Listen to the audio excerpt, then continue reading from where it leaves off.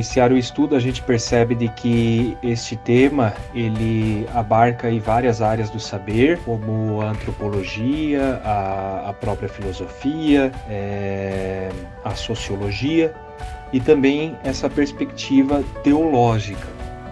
Nós decidimos fazer aí uma estrutura de apresentação e de estudo, demonstrando a vocês um pouco esse ensaio da origem da desigualdade social, como ela se desenvolveu, a ideia de alguns pensadores, também a desigualdade social dentro de uma perspectiva de pandemia e a desigualdade social na visão da igreja.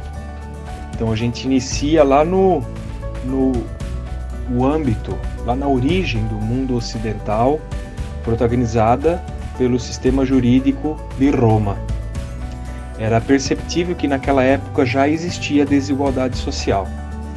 É possível recordar também que nem todos os romanos possuíam condição e autorização para frequentar os espaços públicos para o debate político e, consequentemente, o debate social. A mulher também era totalmente excluída. Ela tinha um papel de gerar filhos e cuidar da casa. Tem um testemunho de Sêneca, numa obra que agora não me recordo, que ele comentou de que o Senado romano, num determinado período, quis obrigar de que todos os escravos deveriam usar um uniforme ou qualquer coisa que os identificasse como tal. E ao mesmo tempo eles perceberam que isso era um risco, porque os próprios escravos poderiam perceber a quantidade e a força que eles tinham, e isso colocava em risco o sistema romano. Essa ambiguidade das relações sociais, elas foram se solidificando ao longo da história. Pensadores, filósofos, sociólogos tentaram encontrar métodos para estudar a origem, as razões e, quem sabe, até uma solução da desigualdade. Um deles foi o Jean-Jacques Rousseau. Ele afirma que a desigualdade social tem origem na propriedade privada. Ele diz que, a partir do momento que um homem cerca um pedaço de terra e ele diz, isto é meu, aqui começa a desigualdade social. Desencadeia-se uma série de acontecimentos que leva a esta desigualdade. Automaticamente a agricultura, a metalurgia, a divisão de trabalho, tudo isso são conceitos práticos e organizados que levaram igualmente a este distanciamento entre os membros da sociedade.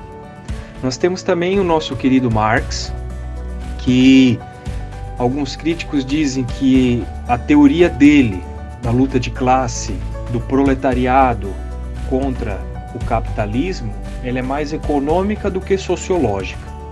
Mas ele diz também de que a produção, ela visa o lucro. O lucro traz acúmulo de capital. Automaticamente alguém é explorado. Na visão de Marx, a produção que traz o capital é um dispositivo que pode-se entender o porquê da desigualdade social. Outro problema intrinsecamente ligado ao fator da desigualdade social é um estudo que Bauman fez. Ele afirma que em lugares onde não há pessoas ou membros da família que oficialmente estão registrados e trabalham num lugar específico, a taxa de criminalidade é maior. E ele cita um exemplo muito próximo da cidade dele. Ele diz que lá 40% dos jovens vivem em famílias que não há pessoas regularmente empregadas. Então, 1 em cada 10 jovens já passaram pela delegacia de polícia e possuem a sua ficha criminal. A própria desigualdade social se torna origem para outros problemas. Problema de segurança pública, problema educacional, problema sanitário. Então é meio que uma bola de neve que vai se concretizando.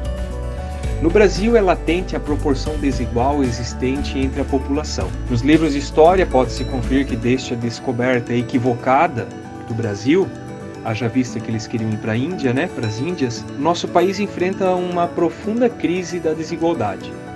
O período colonial tinha um objetivo bastante claro: utilizar deliberadamente os recursos desta terra para servir aos interesses europeus, sobretudo do reinado português.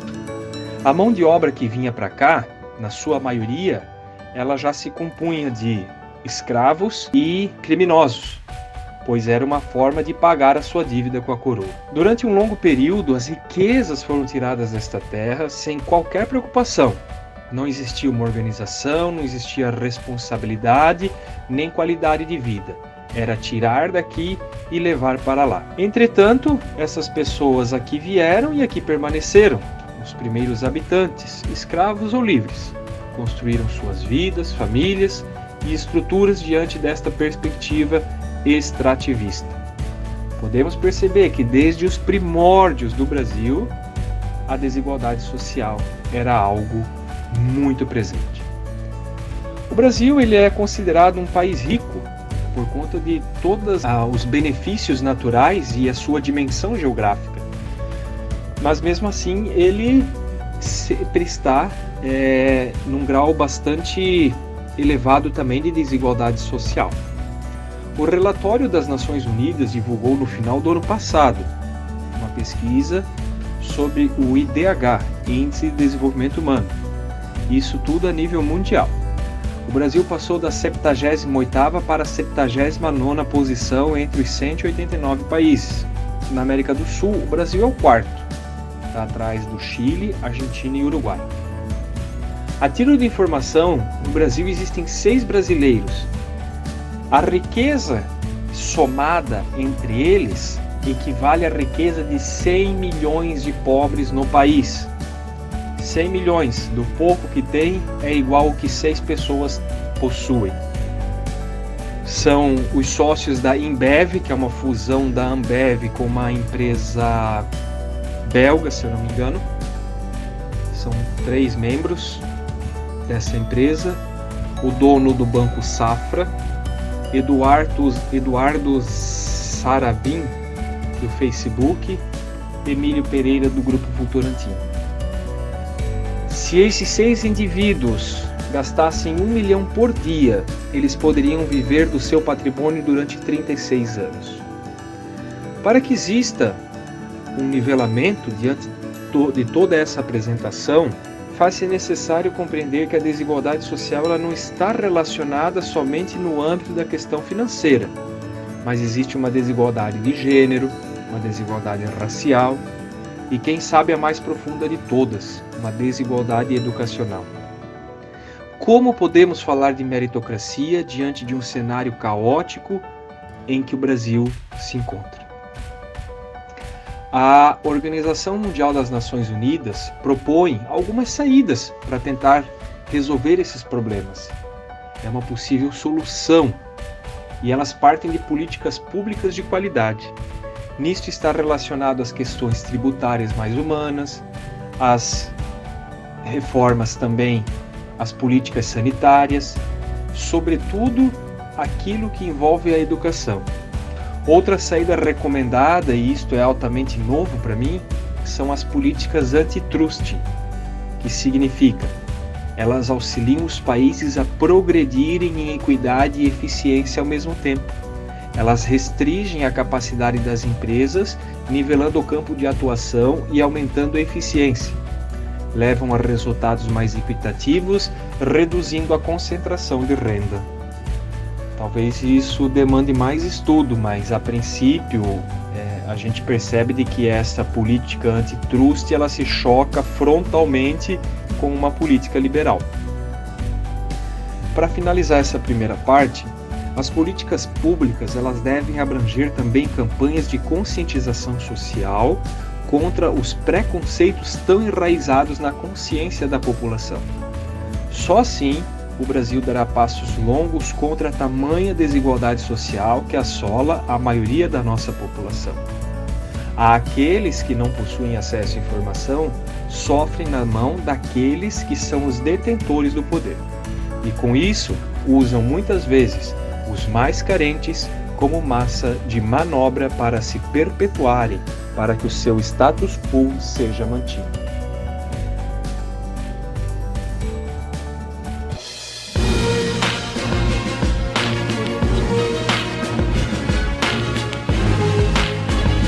A Organização Mundial da Saúde declarou que a evolução do novo coronavírus... Vamos agora aos números de hoje da Covid no Brasil. O coronavírus começou como um surto. Depois da confirmação do primeiro caso do novo coronavírus no Brasil, o Brasil registrou um novo recorde de mortes por coronavírus. Vivemos um momento muito delicado da nossa história, onde nos deparamos com uma pandemia que atinge todo o planeta Terra. Retornando um pouco lá na história, nós podemos encontrar uma realidade pandêmica que afligiu o mundo em 1918. Foi a pandemia da gripe, que teve uma taxa de mortalidade muito maior entre moradores de bairros mais pobres e países mais populosos. Da mesma forma, cada vez mais encontramos evidências de que o coronavírus está se espalhando mais rapidamente entre as famílias de baixa renda e de regiões mais precárias do mundo, mas também do nosso próprio país. No dia 31 de março, em uma mensagem no Twitter, o governador de Nova York chamou o Covid-19 de o grande equalizador. E ele está certo de que a doença e a morte, no fim das contas, não respeitam o poder e o privilégio de cada pessoa. Isso não significa que a desigualdade social não é mais importante diante de tudo isso.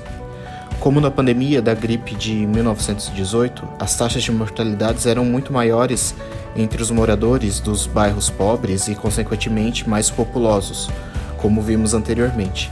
E já existem evidências de que o coronavírus está se espalhando mais rapidamente entre essas famílias de baixa renda e entre as regiões mais suscetíveis do nosso país, como o Nordeste, Norte e também de algumas cidades muito populosas como as capitais, e aqui podemos destacar a cidade de São Paulo e do Rio de Janeiro.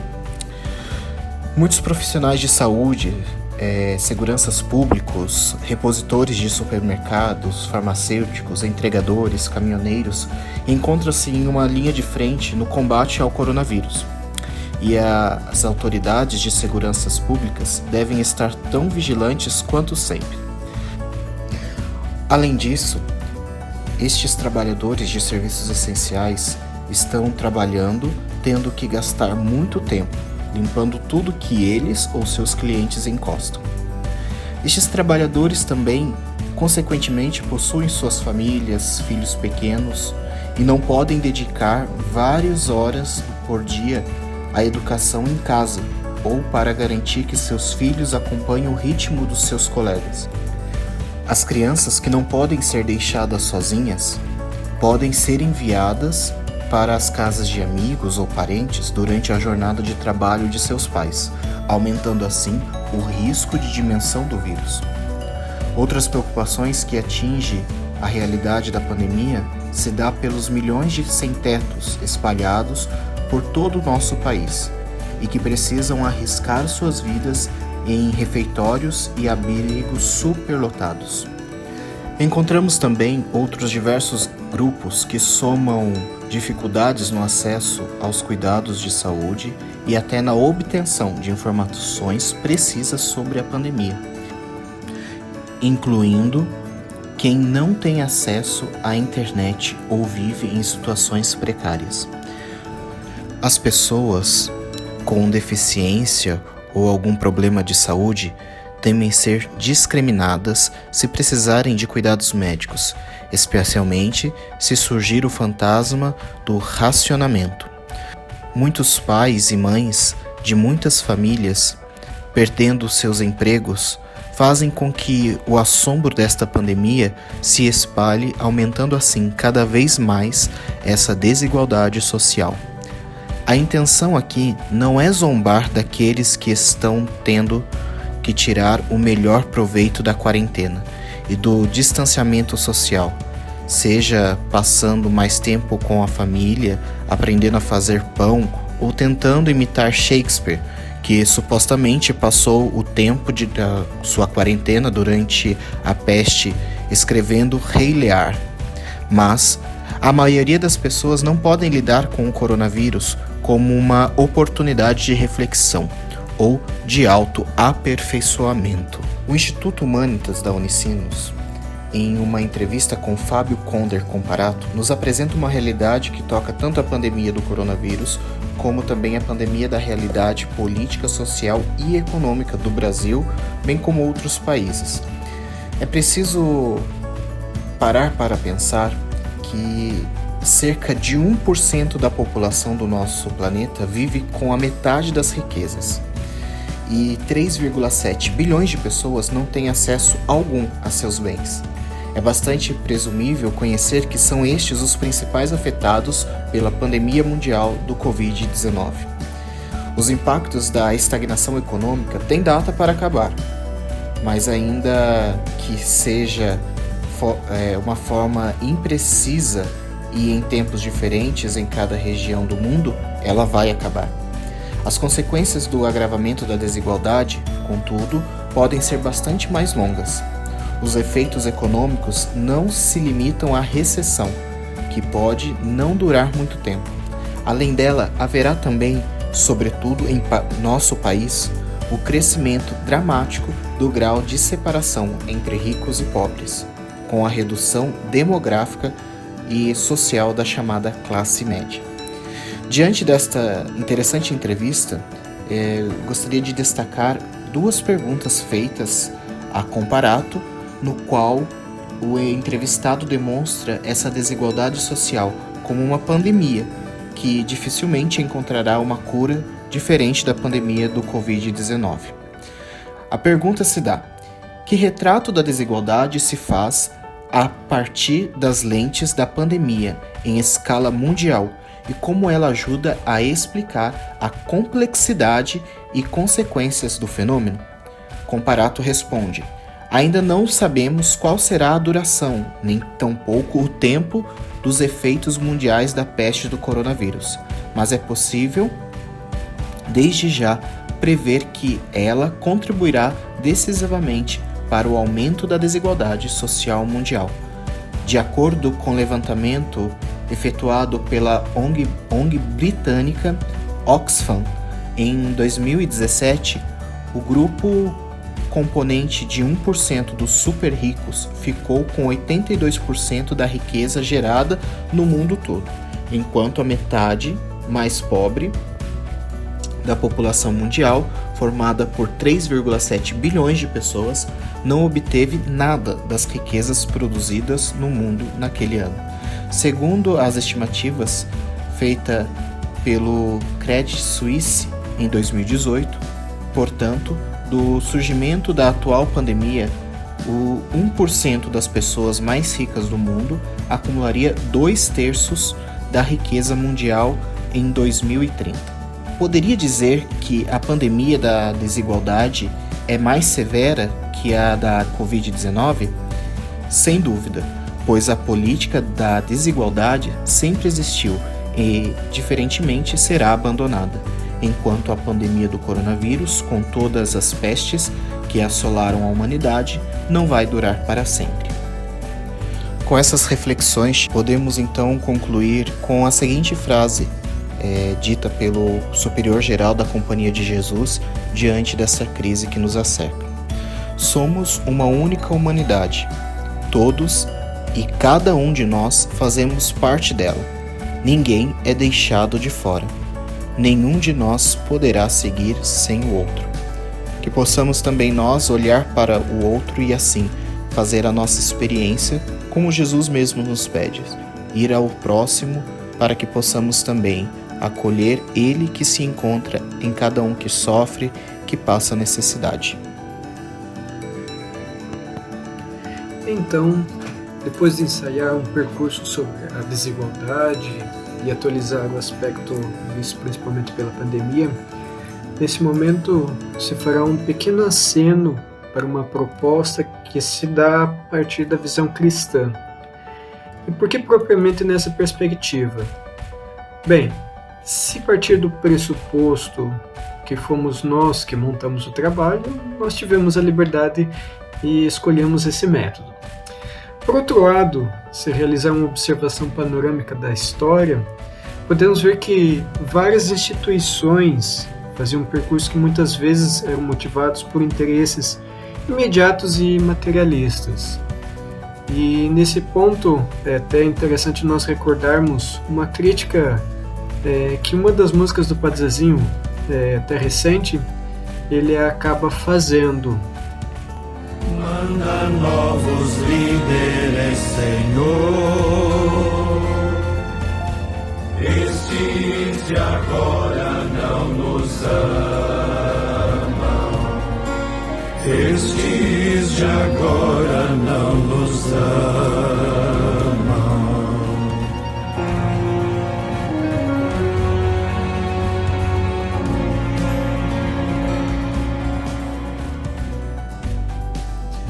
Nesse sentido, percebe que a visão cristã é um pressuposto por essa escolha, por justamente ela ter como princípio o próprio ser humano, e esse concebido, entendido a partir da categoria de próximo, e o qual está muitas vezes ajustado nessa imagem dos mais desafortunados. Com isso percebe-se o grau de liberdade em suas ações, pois a sua atenção não está voltada para si, para os próprios interesses, mas para o outro. Ok, mas voltando para o problema proposto, como poderia ser superada a desigualdade, ou, propriamente num caminho mais positivo, como percorrer esse caminho de igualdade? Qual seria o valor, então, para nivelar as pessoas? Bem, a desigualdade realiza-se principalmente quando o valor de nivelação é um modelo socioeconômico. Aí teríamos as diversas classes, ricos, pobres, questão de classe média, enfim. Até o sistema educacional não seria possível fazer dessa nivelação, pois a gente até percebe que não há um igual acesso à informação entre as pessoas. Bem, nesse sentido, para não delongar a reflexão, o modelo cristão vem afirmar que se deve fundamentar em algo intrínseco ao ser humano, que nós entendemos como sendo até sua própria dignidade. Ou seja, ela pretende fundamentar a construção da sociedade baseada no mistério do valor infinito de cada pessoa, e que esse seria o fator que possibilitaria a geração de uma sociedade justa, igualitária, nos diversos aspectos e dimensões societárias. Para que se realize tal processo, fundamentado no mistério da dignidade infinita de cada ser humano, uma das virtudes necessárias para esse processo seria a justiça.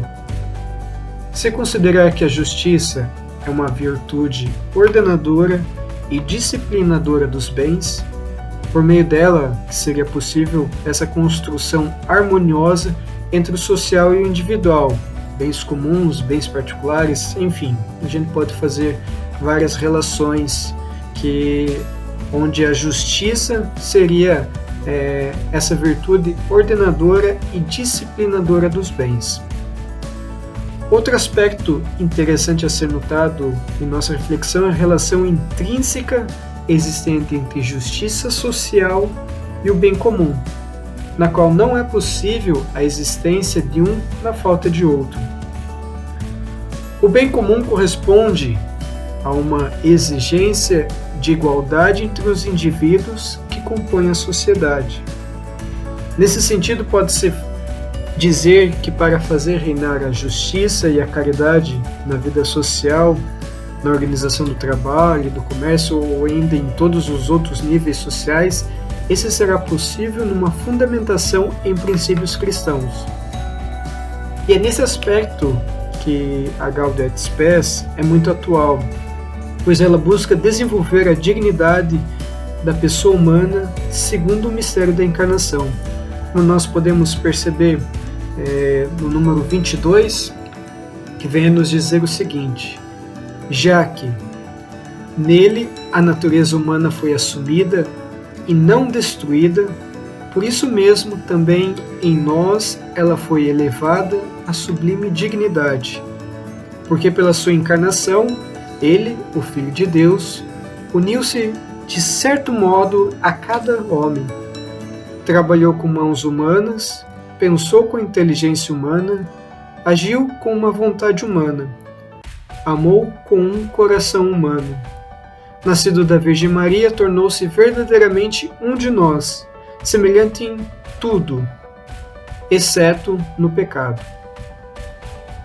Assim, segundo a visão cristã, um caminho urgente e necessário está em redescobrir a dignidade imprescindível do ser humano, o qual se completa na comunidade humana.